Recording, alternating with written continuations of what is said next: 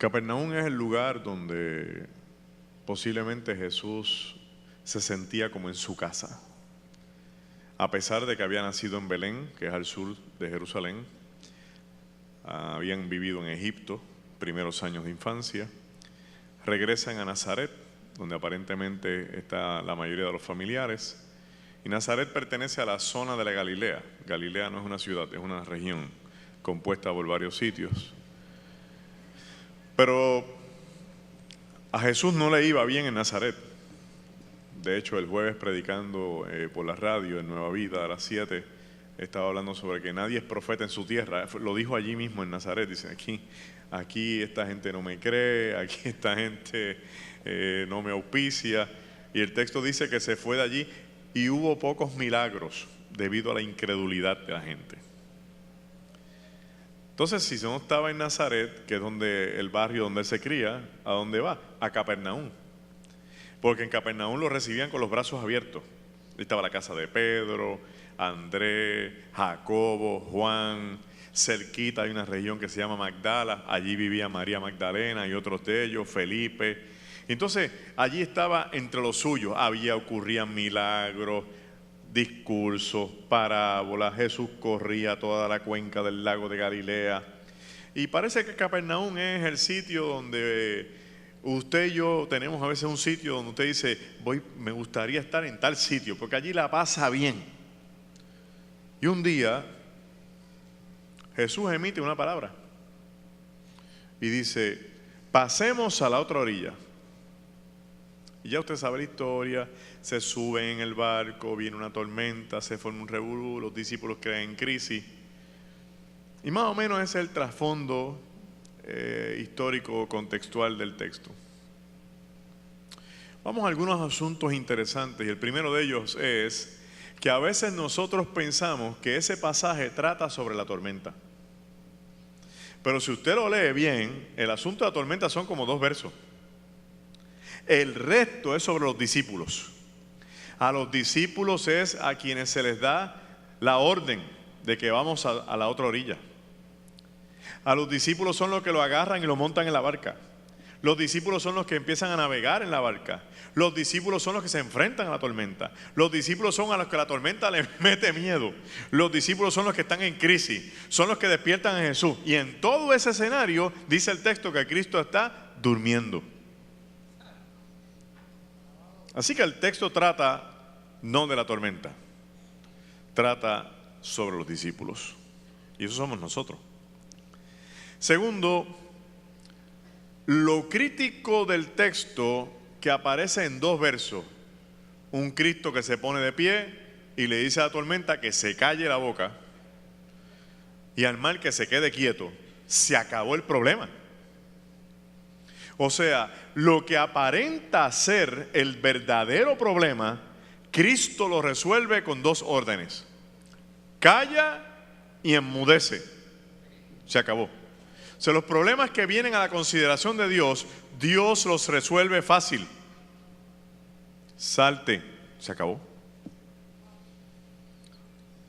Entonces, parece que el texto nos está enseñando algo sobre la mente humana que se confunde en la relación de Dios-ser humano. Que nosotros pensamos que un problema nuestro es casi tan grande como el poder del Dios al que le servimos.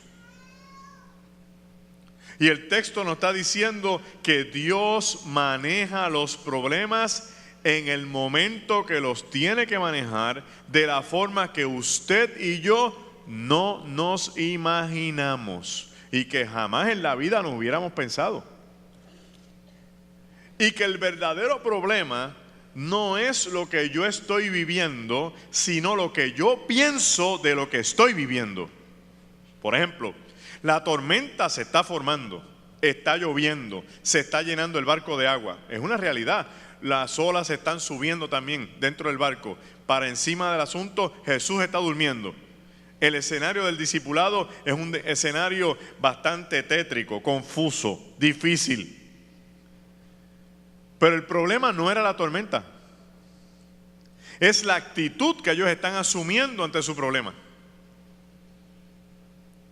Es la situación de que yo permito en muchas ocasiones en la vida que lo que estoy viviendo me amedrente, me intimide, me haga sentir menos, que lo que me ha pasado, que lo que estoy pasando, que lo que supuestamente me va a pasar, me coja la mente, me la cautive, me la conquiste, me la domine y la fe que tenía queda subyugada, sometida a lo que estoy viviendo, cuando en el contexto real de las cosas de la vida en el creyente, la fe siempre tiene que ir por encima de lo que yo estoy viviendo. Yo estoy viviendo esto, pero mi fe es esta.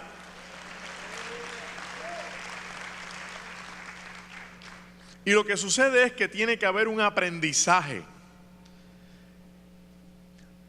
La gente que prevalece en el Evangelio no son necesariamente los que vienen todos los domingos a la iglesia. Son los que, además de venir a la iglesia, echan raíces en una relación con el Señor a quien le sirven. Y esa relación con el Señor no se da en un salón sentados tomando nota, donde alguien me explica a todo lo que me tengo que enfrentar, todo lo que me puede suceder, el enemigo que tengo que me está velando, el pasado que de vez en cuando es un fantasma que me persigue y no duerme, de frente que tengo un futuro que es un francotirador que tiene una mirilla infrarroja encima de mí de vez en cuando. Yo puedo escribir todo eso en una libreta y salgo por la puerta y no necesariamente aprendo. Ahora, cuando estoy en la calle y veo el futuro con una mirilla telescópica a distancia y veo la luz aquí, el impacto que tenga eso sobre mí inicia un seminario. La prueba, la crisis, los problemas, las enfermedades, las traiciones, las desavenencias del camino son escuelas donde la fe se pone a prueba. Y el ser humano tiene que empezar a revisar notas internas. Si lo que yo estoy viviendo lo puedo manejar con lo que creo. Si lo que yo tengo de frente como una amenaza, yo tengo la estamina, la fortaleza en el Señor que me ama para atravesar ese valle de sombra y de muerte sin titubear, sin perder el estribo, sin perder la calma, sabiendo que aunque me duela, que aunque sea un proceso difícil, que aunque tenga alguna pérdida en el camino, yo voy a llegar al otro lado del camino porque Él prometió que iba a estar conmigo. Gloria al nombre del Señor. Entonces, en los escenarios de la vida ocurre que la tormenta se pone difícil y se nos olvida lo primero que Dios nos dio.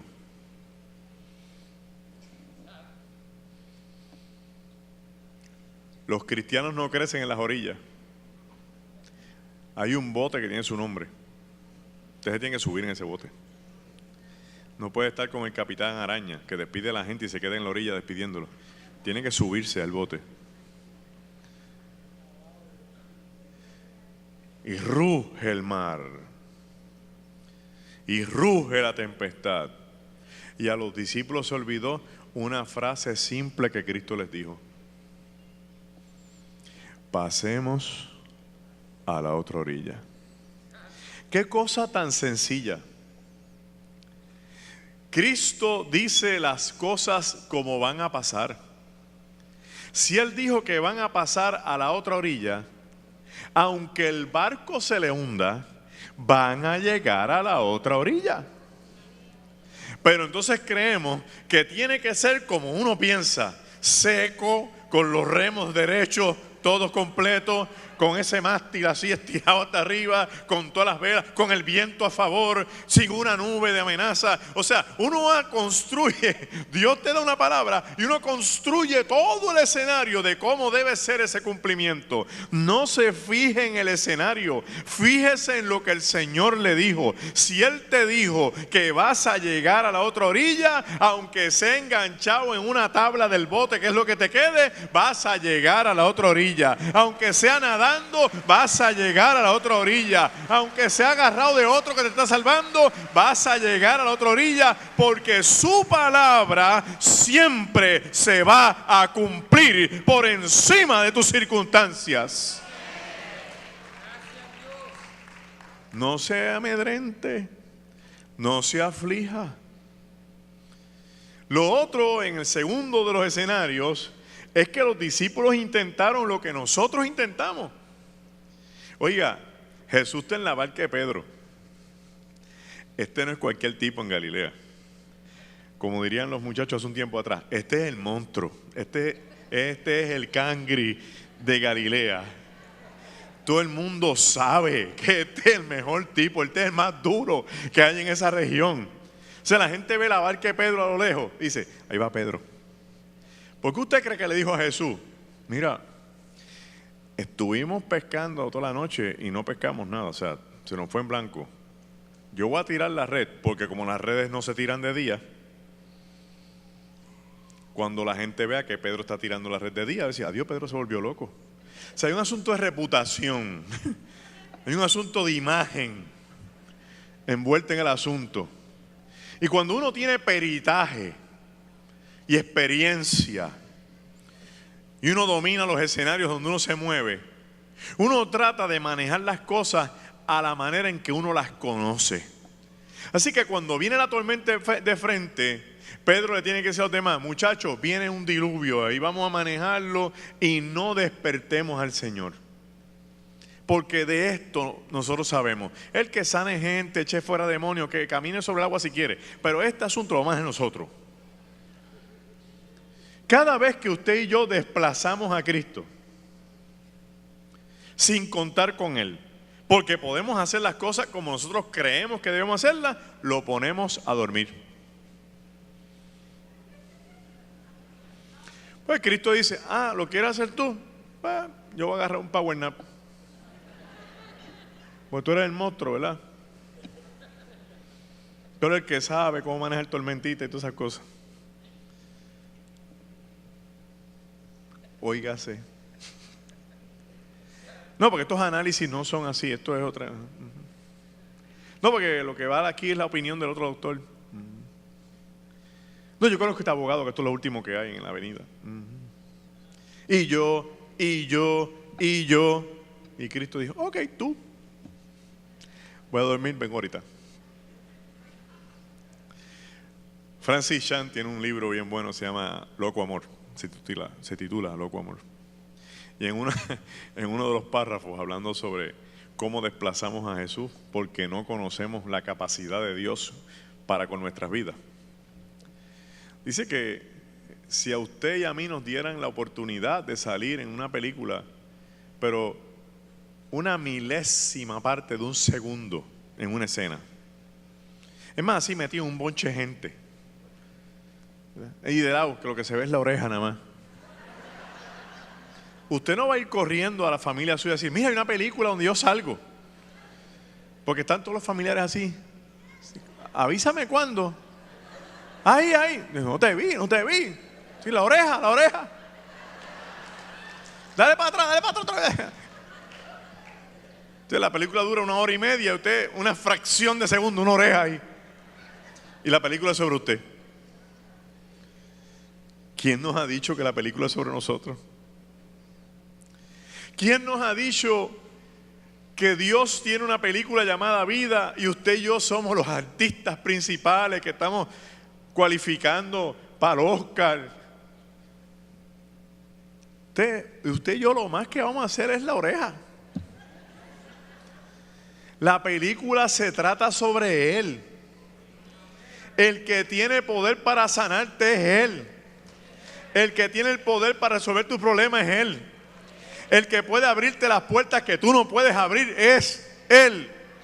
El que puede decidir qué va a pasar en el futuro de tu vida es Él. El que sana tu pasado es Él. El que controla y cuida de tu vida hoy es Él. El que te ha dicho lo que va a suceder es Él. El que tiene un plan para tu vida es Él. Confórmate con la oreja en la película, porque por lo menos estamos participando. Pero todo gira alrededor de Él. Pero los discípulos insistieron en ser protagonistas y manejar la tormenta. ¿Hasta qué? Hasta que la tormenta se le fue de las manos. Pero como Dios es tan bueno, que aun cuando eso nos pasa, Él está ahí. Yo prefiero un Cristo, aunque sea dormido en mi barca, que un Cristo despierto en la orilla. Porque para empezar que lo voy a tener que hacer caminar por encima del agua. Y es más fácil tenerlo ahí, en la barca, aunque esté dormido. No querramos ser extras, artistas, coautores de un plan que Dios tiene con tu vida, el cual al fin y al cabo le va a dar toda la gloria a Él. Fluye con Él. Fluye con su plan. La opción principal de los discípulos debió haber sido ¿cuál? Estar quieto. ¿Por qué? Cristo está ahí. Eso me lleva al otro escenario. Cristo se levanta y le dice, pero ¿y cómo están así? De hecho, hay gente que lee ese texto pero con coraje. Si usted lee el texto con un estado de ánimo, el texto adopta el estado de ánimo. O sea, si usted lee eso con coraje, entonces Cristo se levanta con coraje y dice, ¿por qué están así, hombres de poca fe? Yo no creo que Cristo le dijo eso. Cristo no tiene por qué tener coraje cuando Él sabe de lo que nosotros somos capaces de hacer en ausencia de Él. Yo creo que se levantó y le dijo, mano, ¿por qué ustedes están así?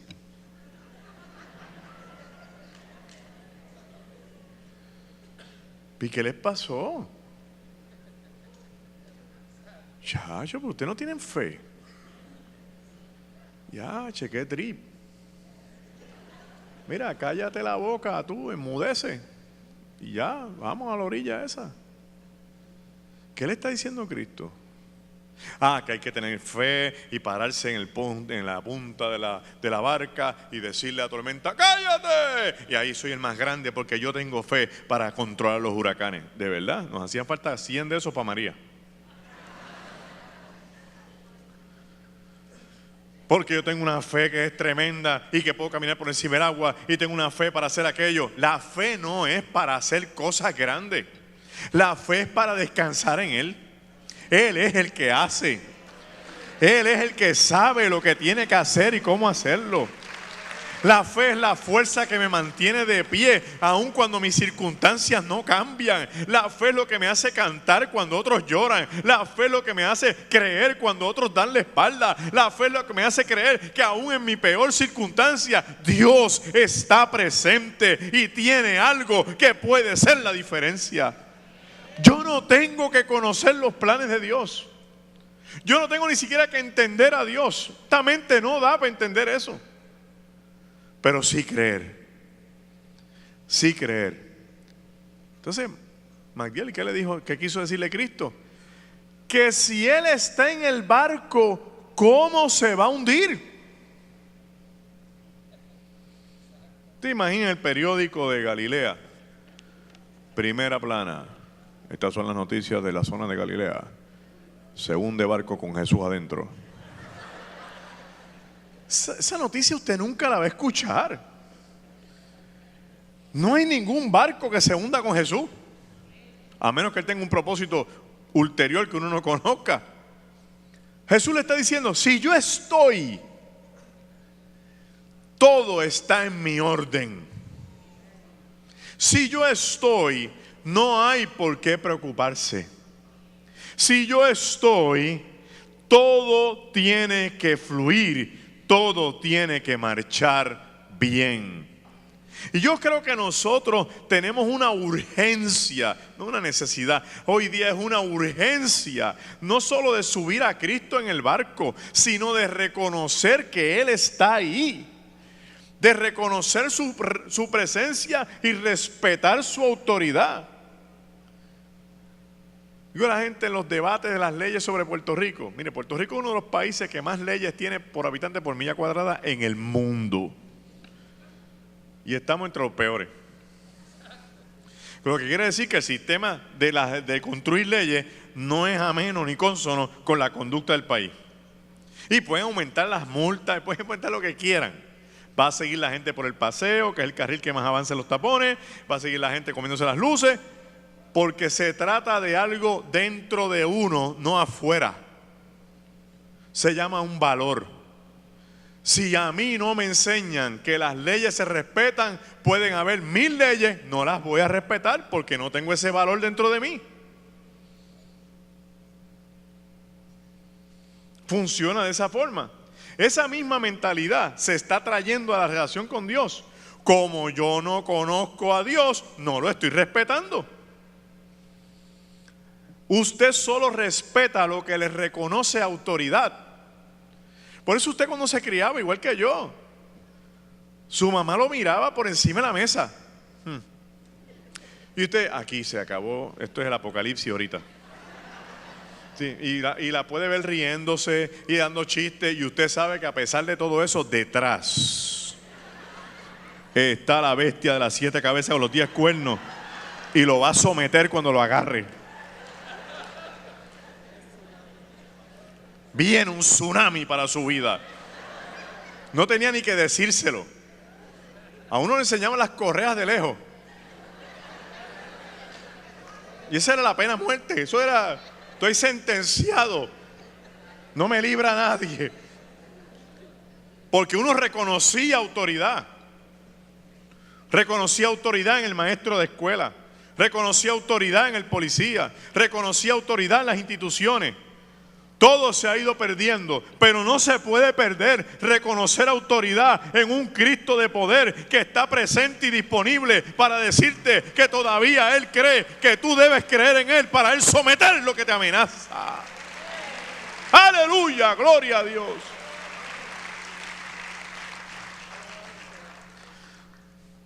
Y dice que se hizo bonanza. ¿Y a dónde llegaron? A la otra orilla. ¿Sí Él se lo dijo? ¿Cuántas cosas hay en tu mente hoy? Que si tú tuvieras 3 gavetas y a una le pones una etiqueta que diga pasado, y a otra presente y a otra futuro, ¿cuántas cosas tú puedes ir metiendo en cada gaveta? De esas 3 gavetas, la única que existe es la que dice presente. Porque la del pasado ya está afuera, el futuro no ha llegado y solo existe en tu cabeza. Ves la tormenta y lo primero que la mente te dice, los próximos minutos te vas a hundir. Y la otra gaveta tiene otro pensamiento que dice, hubiera sido mejor que no te subieras, pero ya te subiste. Pero la gaveta del medio tiene un solo archivo: Cristo. Y cuando tú la abres, sale Cristo y le dice a la tormenta, enmudece, cállate. Usted y yo necesitamos con urgencia ponerle en las manos a Jesús el timón de esa barca. Porque ya nosotros hemos probado que no sabemos navegar por la vida. Que nos han tenido que remolcar 2 o 3 veces. Que hemos estado en el taller de reparaciones muchas veces para que nos pongan tablas nuevas. Que tenemos en la cubierta redes viejas pudriéndose con cadenas que no nos dejan, con anclas más grandes que el barco. Pero hoy es un buen día para usted venir y decir: el Señor me está hablando que vaya al puerto de la transformación, porque allí está el mejor carpintero de la historia para reconstruirme el barco, subirse, porque también es el mejor piloto, y aunque se quede dormido, que me diga la palabra que yo quiero escuchar. Pasemos a la otra orilla. En la vida usted siempre va a tener controversias, situaciones, complicaciones. Pero ¿sabe qué? Sea que Cristo se levante y la silencie, o sea que Cristo se levante y te diga: amárrate bien, que las vamos a atravesar por el mismo medio, usted va a llegar. El día que usted tenga que pasar por una tormenta, que se le mete el agua en la barca, que le estén inundando en la cubierta completa, el día que usted sienta los relámpagos encima de su cabeza, pero usted crea que va a llegar a la otra orilla, usted va a llegar. Y cuando llegue, usted va a tener una historia que contar y decirle a la gente: pensé que me iba a hundir, pensé que no iba a salir, pensé que me iba a destruir, pero mi Cristo se levantó y me dijo: agárrate que vamos por el mismo medio, y me ha traído hasta puerto seguro.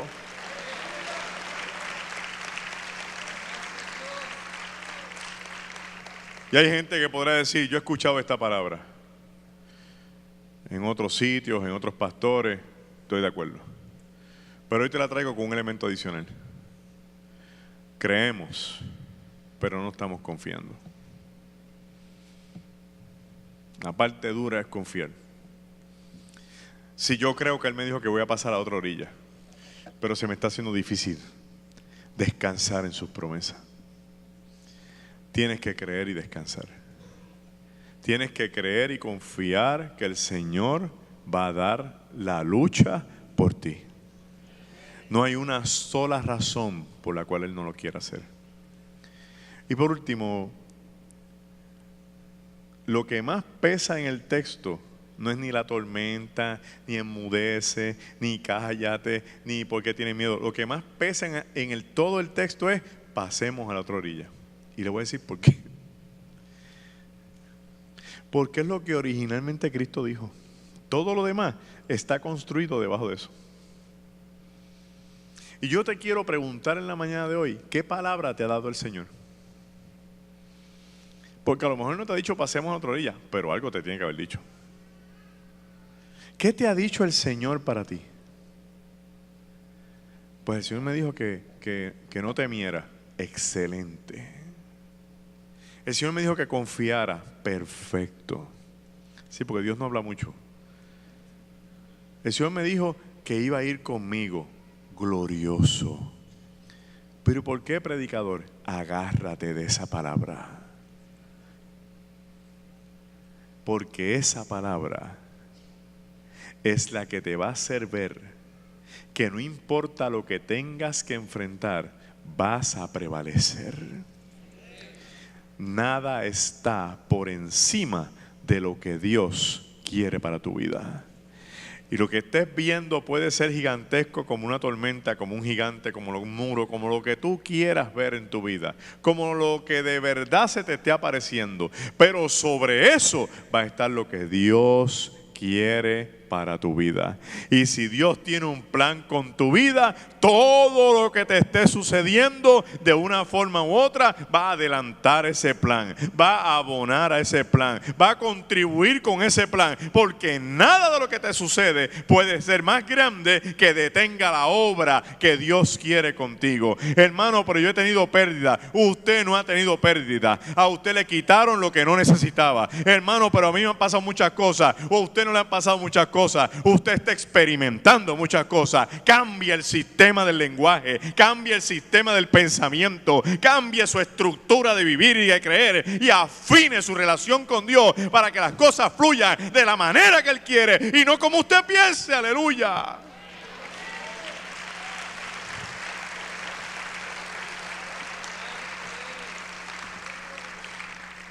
Dios no te va a quitar lo que has vivido, pero le va a quitar el poder que tiene sobre ti. Y te sana. Y al acordarte, puedes perdonar y pedir perdón. Porque si el grande te perdonó, no tienes por qué sentirte que le debes a nadie.